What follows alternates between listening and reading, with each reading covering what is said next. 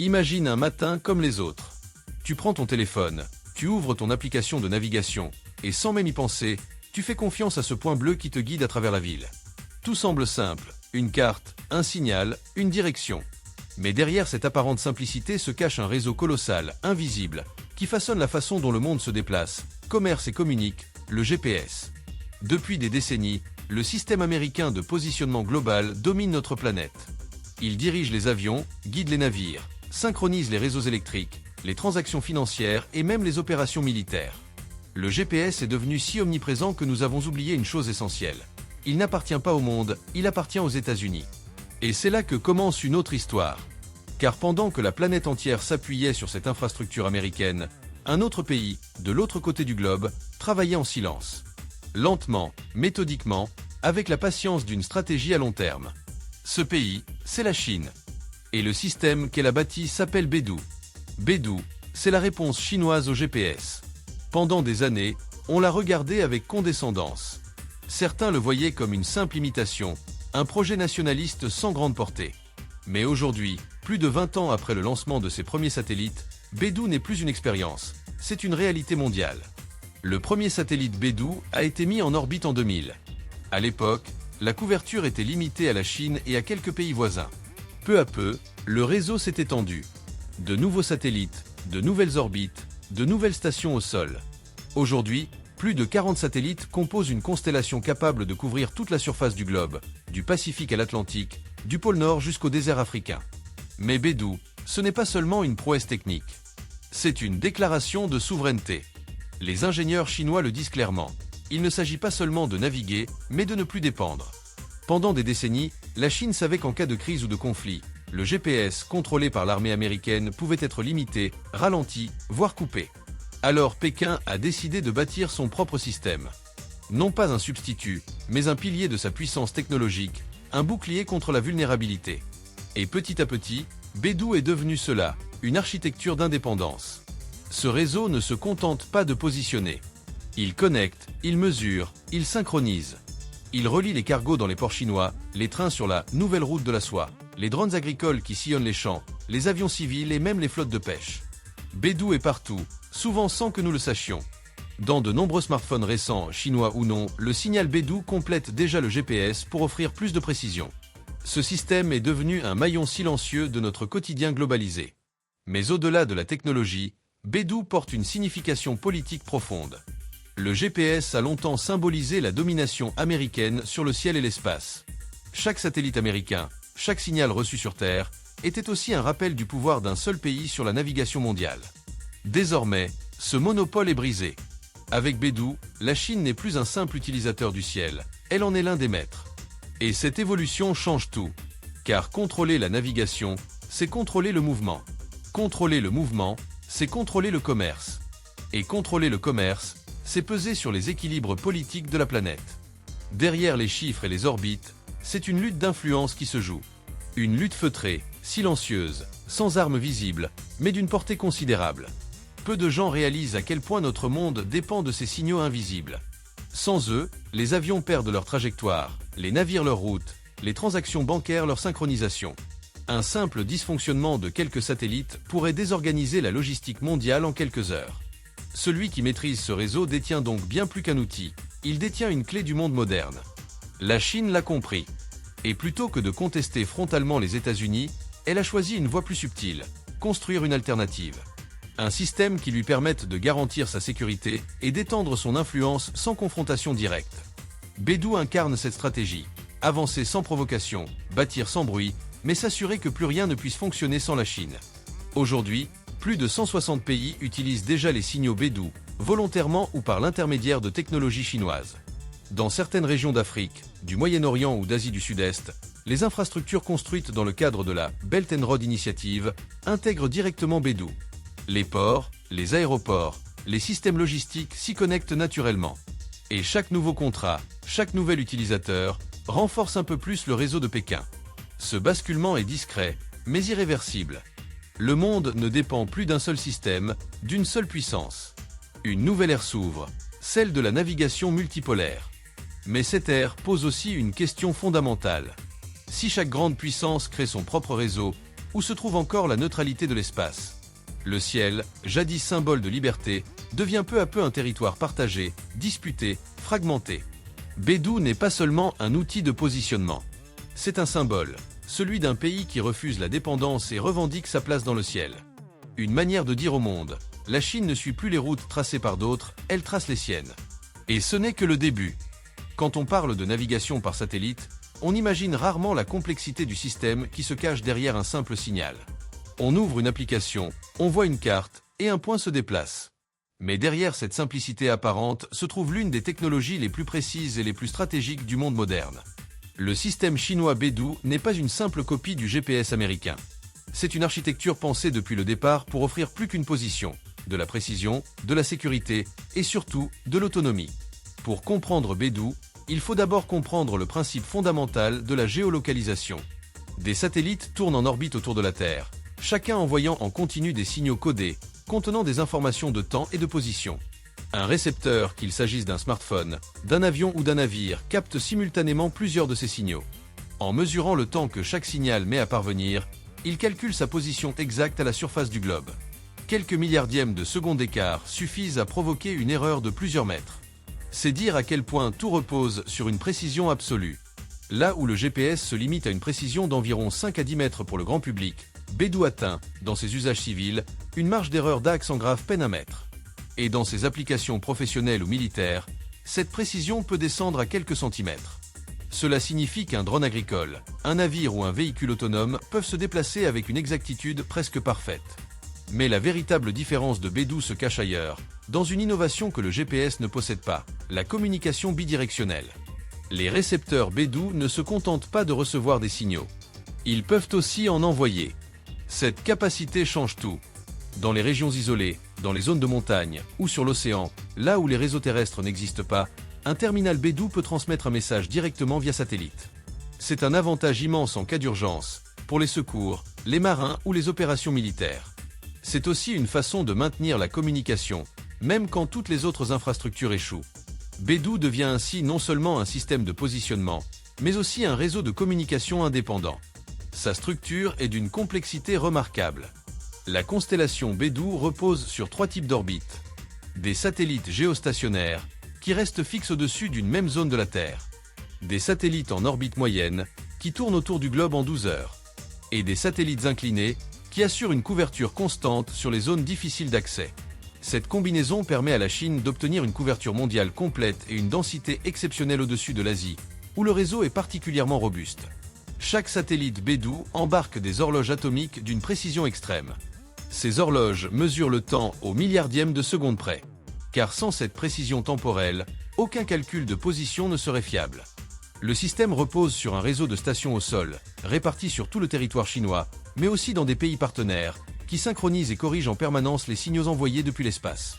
Tout est conçu pour la stabilité, la redondance et la sécurité. Si un satellite tombe en panne, les autres prennent immédiatement le relais. Beidou est capable d'autocorriger ses erreurs, d'ajuster ses fréquences et de garantir la continuité du service même en cas d'interférence ou d'attaque électronique. Une résilience que la Chine présente comme l'une de ses plus grandes forces. Mais Beidou n'est pas seulement un instrument stratégique. C'est aussi un outil d'innovation économique et technologique.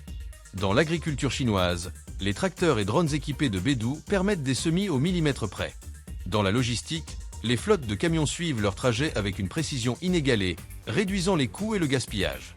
Dans les villes, Beidou soutient les systèmes de transport intelligents et les véhicules autonomes. Et dans les airs, il améliore la navigation et la sécurité des vols civils. Le système s'intègre déjà dans des millions d'appareils à travers le monde. La plupart des smartphones modernes, qu'ils soient chinois, européens ou américains, utilisent désormais simultanément plusieurs constellations GPS, Galileo, GLONASS et Beidou. Mais à mesure que la précision et la fiabilité de Beidou augmentent, de plus en plus d'entreprises choisissent de privilégier le signal chinois. La sécurité est également au cœur du système. Beidou utilise des signaux chiffrés pour éviter le piratage ou la falsification de données. Dans le domaine militaire, certaines fréquences sont réservées aux forces armées chinoises, inaccessibles à tout autre utilisateur. Cette couche de sécurité supplémentaire renforce la confiance de la Chine dans son indépendance stratégique. Chaque composant de Beidou, chaque station, chaque satellite s'inscrit dans une logique de souveraineté technologique.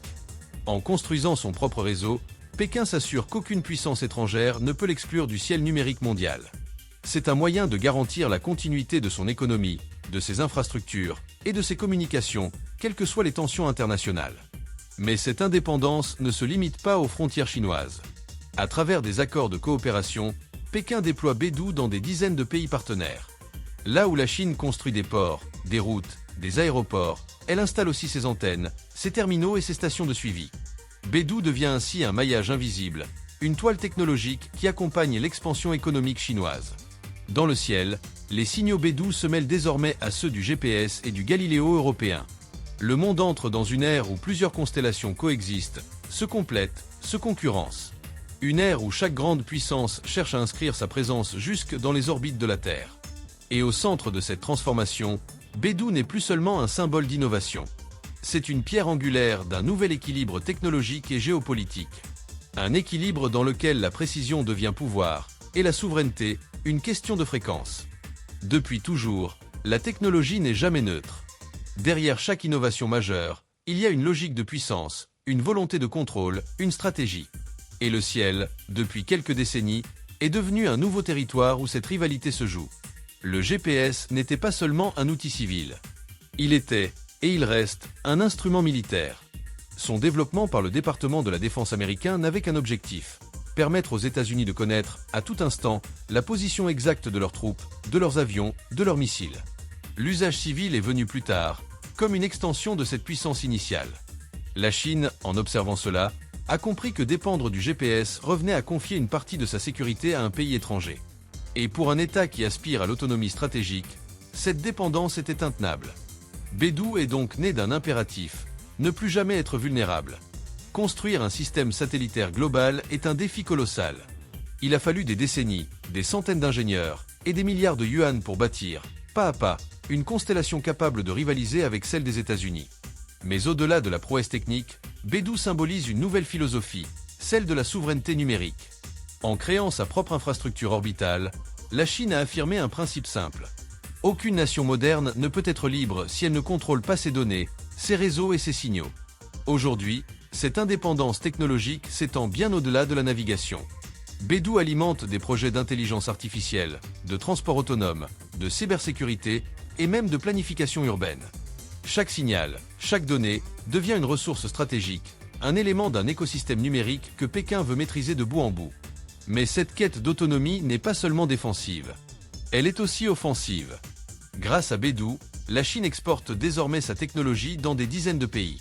Chaque fois qu'elle construit une infrastructure, un port, un chemin de fer, un aéroport, elle y intègre ses systèmes de positionnement, ses terminaux, ses réseaux. Ainsi, l'influence chinoise s'étend non pas par la force, mais par l'interconnexion. Les nations qui adoptent Beidou deviennent, volontairement ou non, partie prenante d'un réseau global conçu à Pékin. C'est là toute la subtilité de la stratégie chinoise. Au lieu de conquérir des territoires physiques, elle tisse un empire invisible, un empire de signaux, de données et de dépendance technologique. Un empire où le pouvoir ne se mesure plus en kilomètres carrés, mais en satellites actifs. Beidou n'est donc pas qu'un instrument de précision. C'est un levier diplomatique, un outil d'influence.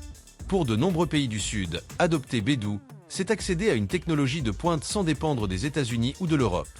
C'est aussi un geste politique, un signal envoyé au monde, celui de la diversification, de l'émancipation technologique. Et pour Pékin, chaque nouvel utilisateur est une victoire silencieuse. Mais cette montée en puissance soulève aussi des inquiétudes. Dans les capitales occidentales, certains voient dans Beidou un outil de surveillance globale. Une manière pour la Chine d'étendre sa présence jusque dans les appareils étrangers. Les signaux, disent-ils, ne transportent pas seulement de la localisation, mais potentiellement des données. Une suspicion que Pékin rejette, affirmant que Beidou est un bien public mondial. Quoi qu'il en soit, une chose est certaine, le monde de la navigation n'est plus unipolaire. Désormais, 4 grands systèmes coexistent: le GPS américain, le Galileo européen, le GLONASS russe et le Beidou chinois. 4 visions du monde, 4 philosophies du pouvoir spatial. Et derrière cette pluralité se cache une course silencieuse, celle de la suprématie technologique. Pour la Chine, Beidou représente plus qu'un réseau de satellites. C'est une démonstration de force, une vitrine de sa capacité à innover et à rivaliser avec les puissances historiques. Dans l'imaginaire collectif chinois, Beidou incarne la renaissance d'une nation qui reprend sa place au sommet du monde après des siècles de dépendance technologique. Une revanche symbolique, mais aussi stratégique. Car celui qui contrôle les données de navigation contrôle le mouvement des marchandises, des armées et des flux économiques. Dans un monde interconnecté, la précision devient une arme, la connectivité, un champ de bataille. Et c'est ici que Beidou révèle toute sa dimension géopolitique. Il ne s'agit plus seulement de savoir où nous sommes, mais de savoir qui contrôle l'information qui nous le dit. Dans cette ère nouvelle, les orbites sont les nouvelles frontières, et les signaux, les nouvelles routes commerciales. La Chine le sait. Et elle avance, méthodiquement, sans bruit inutile. Chaque satellite lancé, chaque partenariat signé, chaque application connectée à Beidou renforce un peu plus cette toile invisible qu'elle tisse autour du monde. Un réseau que nul ne peut ignorer. Le GPS n'a pas disparu. Mais pour la première fois, il n'est plus seul. Et dans ce ciel désormais partagé, la Chine s'impose comme un acteur incontournable. L'histoire de la navigation n'a jamais été une simple question de technologie. C'est une histoire de pouvoir, de liberté et de dépendance. Chaque époque a eu ses routes, ses instruments, ses empires. Et aujourd'hui, à l'ère des satellites et des signaux, cette histoire se réécrit au-dessus de nos têtes. Beidou n'est plus une promesse. C'est une réalité. Un réseau achevé, opérationnel, fiable. Un pilier sur lequel la Chine a bâti une partie de sa puissance moderne. Mais ce que beaucoup n'ont pas encore compris, c'est que Beidou n'est pas seulement un projet chinois, c'est le symbole d'un basculement global. Pendant plus d'un demi-siècle, le GPS américain a régné sans partage. Il était le socle invisible de la mondialisation, le fil conducteur de nos déplacements, de nos échanges, de nos communications. Mais comme tout empire technologique, il reposait sur une illusion, celle de l'universalité. Une illusion que la Chine vient de briser. Aujourd'hui, 4 constellations se partagent le ciel. 4 systèmes, 4 philosophies, 4 visions de la maîtrise du monde. Et cette multiplicité marque le début d'un nouvel âge, celui de la navigation multipolaire. Dans ce nouvel équilibre, la question n'est plus de savoir qui domine, mais qui connecte. Car le pouvoir ne réside plus seulement dans la possession de la technologie, mais dans la capacité à l'intégrer, à la diffuser, à la rendre indispensable.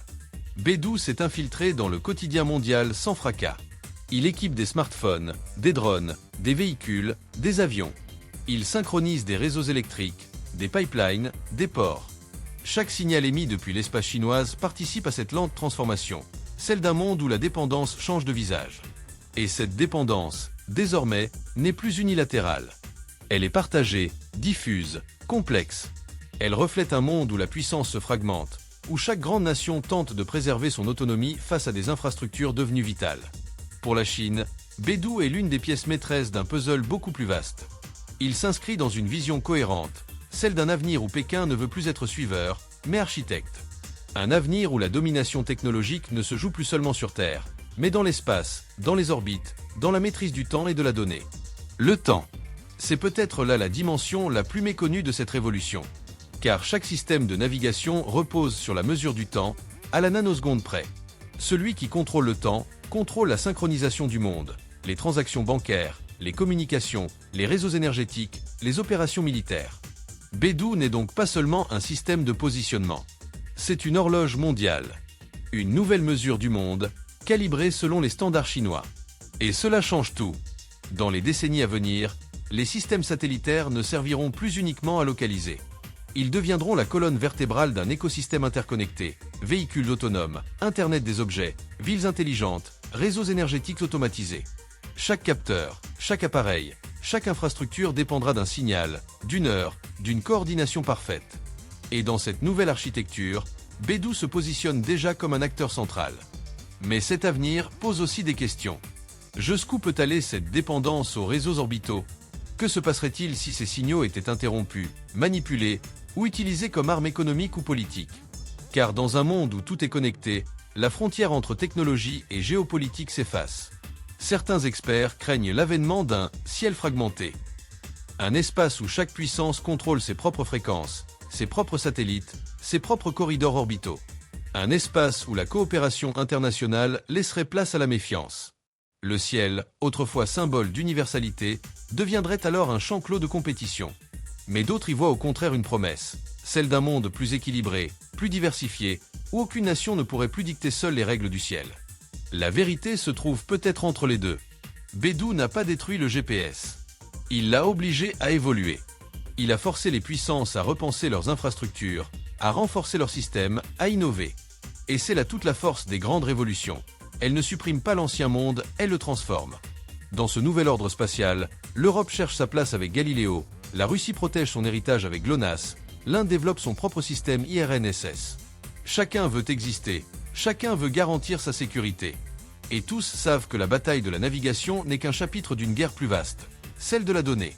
Car le véritable enjeu n'est plus de savoir où nous sommes, mais qui détient l'information sur nos déplacements, nos habitudes, nos flux. La navigation est devenue un miroir de notre dépendance numérique. Et dans ce miroir, chaque satellite reflète une part de nous-mêmes, nos peurs, nos ambitions, nos contradictions. Bédou, dans cette perspective, n'est ni une menace ni un miracle. C'est un tournant. Le signe qu'un monde nouveau est en train de naître, un monde où le monopole du savoir et du signal disparaît. Un monde où l'espace n'appartient plus à un seul drapeau. Dans 50 ans, peut-être regardera-t-on cette époque comme le moment où l'humanité a franchi un seuil invisible, celui où la navigation est devenue une question de civilisation. Car maîtriser les signaux, c'est maîtriser le temps. Et maîtriser le temps, c'est, d'une certaine manière, maîtriser le destin. Le GPS a façonné la mondialisation du XXe siècle. Bédou pourrait bien façonner celle du XXIe. Un monde où la Chine n'est plus une puissance montante, mais une puissance de référence. Un monde où les routes ne sont plus seulement tracées sur la Terre, mais dans le ciel.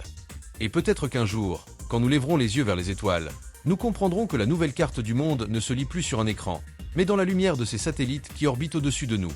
Des points invisibles, silencieux, mais porteurs d'un message universel. Le pouvoir, comme la navigation, n'appartient plus à un seul horizon. Car dans ce ciel partagé, chaque signal est un choix, chaque fréquence un acte de souveraineté, et chaque orbite une promesse. Une promesse que l'humanité, malgré ses rivalités, continue de chercher son chemin ensemble dans l'immensité du vide.